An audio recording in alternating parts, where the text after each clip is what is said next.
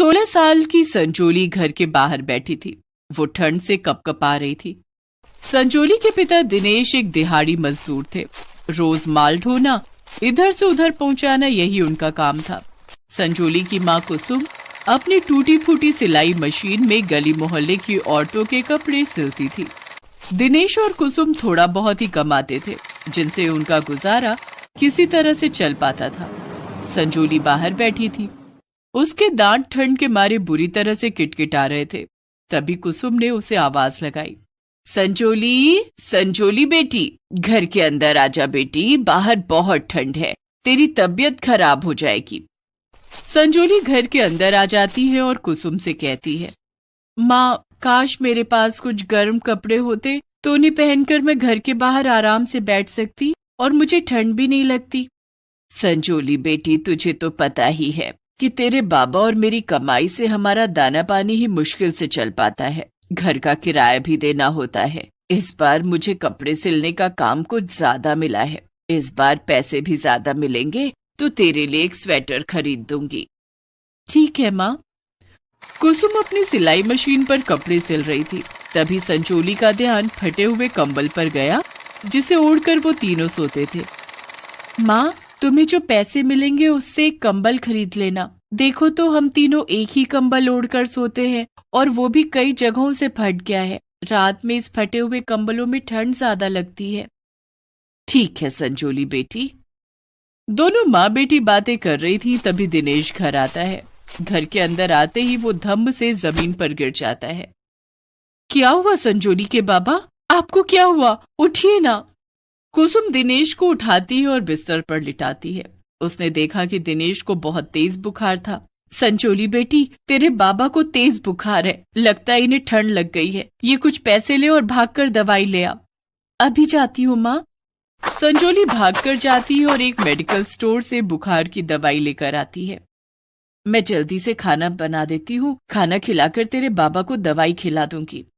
चलो माँ, मैं खाना बनाने में तुम्हारी मदद कर देती हूँ, खाना जल्दी बन जाएगा। दोनों माँ बेटी मिलकर खाना बनाती हैं और दिनेश को खाना खिलाकर उसे दवाई खिला देती हैं। फिर वो दोनों खुद भी खाना खाकर सो जाती हैं। लेकिन अगले दिन दिनेश की तबीयत ज्यादा बिगड़ गई। उसे उल्टियां होने लगी। अब क्या करूं? मेरे पास तो इन्हें अस्पताल लेकर जाने के लिए भी पैसे नहीं है।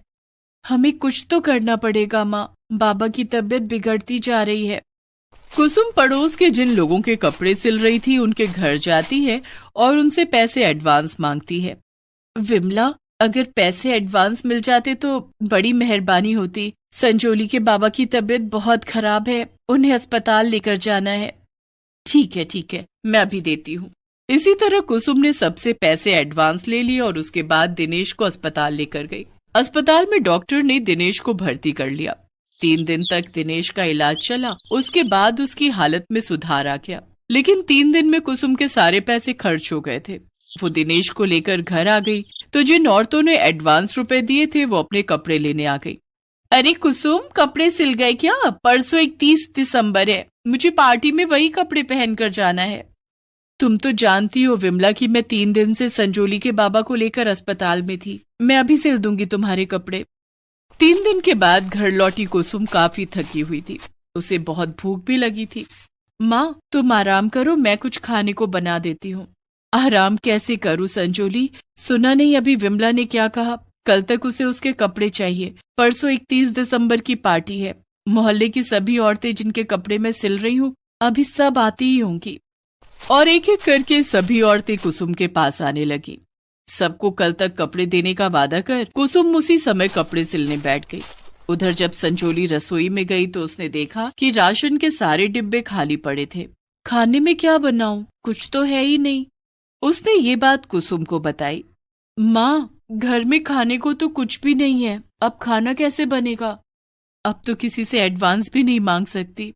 तुम फिक्र मत करो संजोली की माँ, मैं बाहर जाकर देखता हूँ, कुछ काम मिल ही जाएगा। शाम को आते वक्त राशन लेता हुआ आऊंगा। नहीं, मैं आपको अभी कहीं नहीं जाने दूंगी। डॉक्टर ने आपको आराम के लिए कहा है। मुझे कुछ नहीं होगा, मैं अब बिल्कुल ठीक हूँ। नहीं, मैं आपको किसी कीमत पर नहीं जाने दूंगी। कुसुम एक ग्राहक से कुछ पैसे उधार मांगने जाती है। तूने पहले ही एडवांस ले लिया है और अब तक मेरे कपड़े नहीं सिले और अब उधार मांगने चली आई। नहीं, पहले मेरे कपड़े सिल कर दे, फिर उधार मांगना। दे दो न रीता बहन, अगली बार जब कपड़े सिलवाओगी तब उसमें एडजस्ट कर लेना। नहीं, मैं तुझे पैसे नहीं दे सकती। कुसुम ने और भी कुछ औरतों से रुपए उधार मांगे, लेकिन उसे किसी ने उधार नहीं दिए। कुसुम मुंह लटकाए घर आ गई। क्यों, क्या हुआ? किसी ने उधार नहीं दिया। मैंने कहा था ना कि उधार कोई नहीं देगा। लोगों ने अब दूसरों की मदद करनी बंद कर दी है। मैं काम की तलाश में जाता हूँ। दिनेश काम की तलाश में घर से बाहर निकल जाता है। इधर कुसुम भूखी प्यासी औरतों के कपड़े सिलने लग जाती है। शाम हो जाती है। बीमारी से उठने के बाद हरारत होने के कारण दिनेश की तबीयत ज्यादा बिगड़ जाती है। वो घर आते ही बेहोश हो जाता है। कुसुम और संजोली घबरा जाते हैं और उसके मुंह पर पानी के छींटे मारने लगते हैं, लेकिन तब भी दिनेश को होश नहीं आता। माँ, बाबा को क्या हो गया है? बाबा कुछ बोलते क्यों नहीं? मैंने इन्हें मना किया था कि काम पर नहीं जाना है। अब इनकी तबीयत और ज्यादा बिगड़ गई। इन्हें अस्पताल ले जाना होगा। कुसुम के पास अब इतने पैसे भी नहीं थे कि वो दिनेश को रिक्शे पर अस्पताल लेकर जाए। वो दिनेश को अपने कंधे पर बिठाकर अस्पताल ले जाती है। वहां डॉक्टर उसे आईसीयू में भर्ती कर लेता है। देखिए, इनकी हालत ज्यादा बिगड़ गई है। होश आने तक इन्हें आईसीयू में रहना होगा। इसमें 10,000 का खर्चा आएगा। 10,000? डॉक्टर साहब, मेरे पास तो 10 रुपए भी नहीं है। तो फिर आप इन्हें घर ले जाइए। नहीं नहीं डॉक्टर साहब, ऐसा मत कहिए। आप इनका इलाज करिए, मैं पैसों का इंतजाम करती हूँ। ठीक है। कुसुम और संजोली बुझे मन से घर की ओर आने लगते हैं।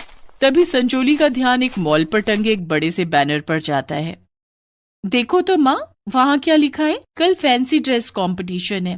कंपटीशन में जीतने वाले को 50,000 रुपए का इनाम मिलेगा। संजोली बेटी, ये सब अमीरों के चोचले हैं। फैंसी ड्रेस पहनना भला हमारी किस्मत में कहाँ। माँ, तुम तो मोहल्ले भर के कपड़े सिलती हो। तुम्हारे लिए फैंसी ड्रेस सिलना कौन सी बड़ी बात है? मेरे लिए एक ड्रेस सिल लो। मुझे पक्का विश्वास है कि अगर तुमने मेरी ड्रेस सिली तो मैं जरूर इस कंपटीशन में फर्स्ट आऊंगी और जो पैसे मिलेंगे उससे बाबा का इलाज हो जाएगा। कह तो तू ठीक रही है संजोली बेटी, लेकिन फैंसी ड्रेस सिलने के लिए कपड़े भी तो होने चाहिए ना। उसका भी उपाय है मेरे पास। वो क्या? तुम घर तो चलो। दोनों माँ बेटी घर आते हैं। घर आने के बाद संजोली घर के पास के किराने की दुकान पर जाती है और किराने वाले से 2 बोरियां मांगती है। बोरियों का क्या करोगी? हमारे पास ठंड में ओढ़ने के लिए कुछ भी नहीं है। रात में बहुत ठंड लगती है। अगर ये बोरियां मिल जाती तो आपका बड़ा एहसान होता। ठीक है, ठीक है, ये लो बोरियां। किराने वाला संजोली को 2 बोरियां दे देता है। संजोली दोनों बोरियों को लेकर घर आ जाती है। देखो माँ, मैं क्या लाई हूँ। बोरियां? हाँ, तुम इन बोरियों से मेरे लिए एक डिजाइनर गाउन बना दो। मैं वही गाउन पहनकर कल फैंसी ड्रेस कंपटीशन में जाऊंगी। ठीक है संजोली बेटी, मैं तेरे लिए इन बोरियों से डिजाइनर गाउन बना दूंगी। रात भर जागकर भूखी प्यासी कुसुम मोहल्ले की औरतों के कपड़े सिलती है। संजोली भी इस काम में उसकी मदद करती है और सुबह होने तक सभी औरतों के कपड़े सिलकर तैयार हो जाते हैं। उसके बाद दिन में वो संजोली के लिए बोरियों से डिजाइनर गाउन सिलती है। देख संजोली, तेरा गाउन सिलकर तैयार है। अरे वाह माँ, ये तो कितना सुंदर है। आज मैं इनाम जीत कर ही आऊंगी। उस शाम संजोली बोरे से बने डिजाइनर गाउन को पहनकर उसी मॉल में जाती है और फैंसी ड्रेस कंपटीशन में भाग लेती है। वहां एक से बढ़कर एक कपड़े पहनकर लड़कियां आई थी, लेकिन संजोली के बोरे का गाउन सबसे अलग था। सबकी निगाहें संजोली पर टिक जाती हैं और फैंसी ड्रेस कंपटीशन की विजेता संजोली ही बनती है। उसे इनाम में 50,000 रुपए भी मिलते हैं और साथ ही शहर के एक जाने माने ड्रेस डिजाइनर उससे उसकी ड्रेस का राज पूछते हैं। संजोली उन्हें कुसुम से मिलवाती है। कुसुम को उस ड्रेस डिजाइनर के यहाँ काम मिल जाता है। संजोली और कुसुम अस्पताल की फीस भर देते हैं और दिनेश का इलाज भी हो जाता है। कुसुम को उस ड्रेस डिजाइनर के यहाँ अच्छी तनख्वाह मिलने लगती है और उन तीनों के गरीबी के दिन दूर हो जाते हैं। बचपन से राधा को फूलों से खेलने का बहुत शौक था। उसके घर के आंगन में बहुत सारे फूलों के पेड़ थे। वो उन्हीं पेड़ों से फूल तोड़कर खेलती रहती थी। कभी वो फूलों से माला बनाती थी तो कभी फूलों से ड्रेस बनाकर पहन लेती थी। अरे देखो हमारी बेटी को फूल से कैसे ड्रेस बना रही है। बहुत अक्लमंद है हमारी बेटी। देखना, हमारी बेटी ही हमारी गरीबी दूर करेगी। लेकिन वो दिन देखने के लिए राधा के माता पिता जिंदा नहीं रहे। वो दोनों गरीब थे और लेबर का काम करते थे, लेकिन एक दिन रास्ता बनाने का काम करते हुए उनके ऊपर से गोली चली और उन दोनों की मृत्यु हो गई। राधा अनाथ हो गई। माँ बापू कहाँ चले गए आप? माँ बापू। राधा ने रोते हुए अपने माता पिता का अंतिम संस्कार किया, लेकिन वो अभी भी छोटी थी। वो सिर्फ 5 साल की थी। गांव वालों ने उसे उसके चाचा के हाथ में सौंप दिया। उसका चाचा अमीर तो था, लेकिन दिल का अच्छा नहीं था। उसकी चाची अनीता ने कहा, लो, ये कहाँ से आकर हमारे सर पर बैठ गई, अब इसका पेट भी पालना पड़ेगा। उसके चाचा रतन ने कहा, अरे ऐसे क्यों सोच रही हो अनीता? सोचो कि घर में एक मुफ्त की नौकरानी आई है, काम करवाओ इससे। अनीता राधा से घर का सारा काम करवाने लगी। रतन और अनीता की एक बेटी थी। उसका नाम पूर्णिमा था और पूर्णिमा राधा की उम्र की ही थी। पूर्णिमा स्कूल जाती थी और राधा बेचारी घर का काम करती थी। ऐसे ही समय बीतता रहा और दोनों बड़ी होने लगी। दोनों जब 18 साल के हो गए तब एक दिन पूर्णिमा ने राधा से कहा, राधा, मुझे शॉपिंग पर जाना है। यहाँ नया शॉपिंग मॉल खुला है, तो मेरे साथ चल, मेरे बैग उठा लेना। ठीक है पूर्णिमा। राधा पूर्णिमा के साथ चली गई। शॉपिंग मॉल देखकर तो पहले राधा के होश उड़ गए। पूर्णिमा राधा को लेडीज गारमेंट्स की दुकान में ले गई। वहां 100 तरह के ब्रा पैंटी बिक रहे थे। अरे वाह, कितने सारे ब्रा पैंटी बिक रहे हैं। तू कौन सा लेगी पूर्णिमा? सबसे महंगी वाली। मुझे भी एक दिला देना। चाची ने 2 साल पहले एक खरीद के दी थी, वो भी बर्बाद हो चुकी है। हाँ तो तुझे ब्रा पैंटी पहनने की क्या जरूरत है? तू तो घर पे ही रहती है और काम करती रहती है। मुझे कॉलेज जाना होता है, मुझे इसकी जरूरत है। तू तो घर की नौकरानी है, नौकरानी। राधा को बहुत बुरा लगा। वो गरीब है तो क्या उसे ब्रा पैंटी पहनने का हक नहीं है? वो अभी भी फूलों से खेलना पसंद करती थी, लेकिन उसे ज्यादा समय नहीं मिलता था। सारा समय घर के कामकाज में ही लग जाता था। शॉपिंग मॉल से लौटकर सबके लिए खाना बनाने के बाद राधा ने पेड़ों से फूल तोड़ा और उससे एक ब्रा बना ली। अरे वाह, ये तो दिखने में बहुत सुंदर लग रही है, बहुत बढ़िया। लेकिन अभी तक राधा को नहीं पता था कि ये फूलों की ब्रा उसकी जिंदगी बदल देगी। उधर पूर्णिमा एक फैशन डिजाइनिंग कॉलेज में भर्ती हो गई। उसे फैशन में ज्यादा कुछ दिलचस्पी नहीं थी, लेकिन पैसों के दम पर वो कॉलेज में भर्ती हो गई। वहां उसके साथ एक बहुत अमीर लड़का पढ़ता था। उसका नाम रौनक था। रौनक के पिता की एक फैशन डिजाइनिंग कंपनी थी और उसी वजह से वो बहुत अमीर भी था। पूर्णिमा ने सोचा, ये रौनक कितना अमीर है, मुझे इसी से शादी करनी है, फिर तो पूरी जिंदगी रानी की तरह रहूंगी। उस दिन से पूर्णिमा रौनक को इम्प्रेस करने के चक्कर में लगी रही, लेकिन रौनक को पूर्णिमा उतनी अच्छी नहीं लगती थी। एक दिन पूर्णिमा ने रौनक को प्रपोज कर दिया। रौनक, मैं तुझसे बहुत प्यार करती हूँ, तुझसे शादी करना चाहती हूँ। पूर्णिमा, तू मेरी दोस्त है, मैं तुझे उस नजर से नहीं देखता। तू ये सब मत बोला कर, मुझे अच्छा नहीं लगता है। लेकिन पूर्णिमा ने हार नहीं मानी। वो रौनक को इम्प्रेस करने के लिए तरह तरह के नुस्खे अपनाने लगी। उसका पूरा ध्यान वहीं पर था और इधर उसकी पढ़ाई राधा कर रही थी। राधा पूर्णिमा के कॉलेज के प्रोजेक्ट कर देती थी। उससे राधा को भी काफी कुछ पता चलने लगा। अच्छा, तो ऐसे बनाए जाते हैं फैशन वाले कपड़े, काश मैं भी कॉलेज में पढ़ पाती। लेकिन राधा का नसीब इतना अच्छा कहाँ था। वो हर सुबह सबसे पहले उठती थी और फूल तोड़कर अपने लिए फूलों की ब्रा पैंटी बनाती थी और उसे पहन लेती थी, क्योंकि उसे कोई ब्रा पैंटी खरीद कर नहीं देता था। अगले दिन फूल सड़ जाते तो राधा नए फूल तोड़कर उससे ब्रा पैंटी बनाती थी।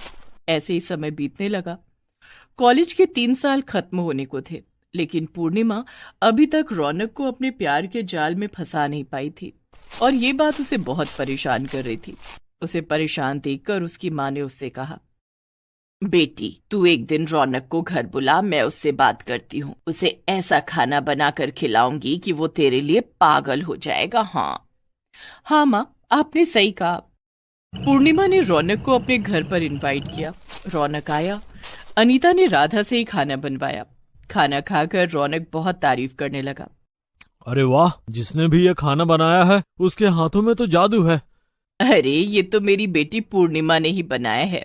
अच्छा, ऐसा क्या? लेकिन वो तो बोल रही थी कि उसे खाना बनाना नहीं आता। वो असल में बात यह है कि तभी राधा आ गई और राधा को देखकर रौनक फिदा हो गया। पूर्णिमा, ये कौन है? ये है तो मेरे चाचा की लड़की, लेकिन इसे इस घर की नौकरानी कह सकते हो। रौनक ने कुछ कहा नहीं, लेकिन उसके दिल की धड़कन बढ़ गई थी। उसे कुछ महसूस हो रहा था। वो घर चला गया। उसके पिता ने उससे कहा, रौनक, अभी तू बड़ा हो गया है, कॉलेज भी खत्म होने को है, अब कुछ जिम्मेदारियां लेना सीख। क्या जिम्मेदारियां लूं पापा, बोलिए। मेरी कंपनी सालों से ब्रा पैंटी बनाती आ रही है, लेकिन आज तक इसमें कभी घाटा नहीं देखा। लेकिन इस साल पता नहीं क्या हो गया, ब्रा पैंटी बिक ही नहीं रहे हैं। जमाना बदल गया है पापा, फास्ट फैशन का जमाना है, हमें कुछ नई डिजाइन ढूंढनी होगी। रौनक नई डिजाइन के खोज में लग गया। कुछ दिनों बाद कॉलेज का आखिरी एग्जाम था और उसके लिए एक प्रोजेक्ट जमा करना था। लेकिन रौनक का प्रोजेक्ट पूर्णिमा ने कॉपी करने के लिए लाया था। एग्जाम के दिन सुबह रौनक अपना प्रोजेक्ट लेने के लिए पूर्णिमा के घर चला गया और उसने देखा राधा बाहर बैठकर फूलों से कुछ बना रही है। वो चुपचाप देखता रहा और अंत में उसने देखा कि राधा ने फूलों से ब्रा पैंटी बनाई। राधा, तुम जीनियस हो। लेकिन राधा शर्मा गई। रौनक ने कहा, राधा, तुम्हारी फूलों वाली ब्रा पैंटी कमाल की है। तुम मुझे आइडिया बेचना पसंद करोगी? उसके बदले मैं तुम्हें बहुत पैसे दूंगा। राधा मान गई। रौनक ने अपनी कंपनी में फूलों वाली ब्रा पैंटी बनाई और वो हिट हो गई। शॉपिंग मॉल में भी फूलों वाली ब्रा पैंटी बिकने लगी। राधा को यकीन ही नहीं हुआ। राधा, तुम्हें फैशन के बारे में काफी कुछ पता है, तुम्हारा आइडिया हिट है। मेरे पास और भी बहुत सारे आइडिया हैं। तो फिर तुम हमारी कंपनी में नौकरी ले लो, अच्छा खासा पैसा मिलेगा। राधा ने नौकरी कर ली और उसे बहुत सारे पैसे मिलने लगे। रौनक और राधा के बीच प्यार हो गया और 1 साल के अंदर दोनों ने शादी कर ली। पूर्णिमा ये देखकर अंदर से जलकर राख हो गई और फ्लावर ब्रा पैंटी की वजह से आज राधा को सब कुछ मिल गया। वो खुशी खुशी जिंदगी बिताने लगी। इस वीडियो को लाइक करें, हमारे चैनल को सब्सक्राइब करें, बेल आइकन जरूर प्रेस करें हमारी न्यू वीडियो सबसे पहले देखने के लिए।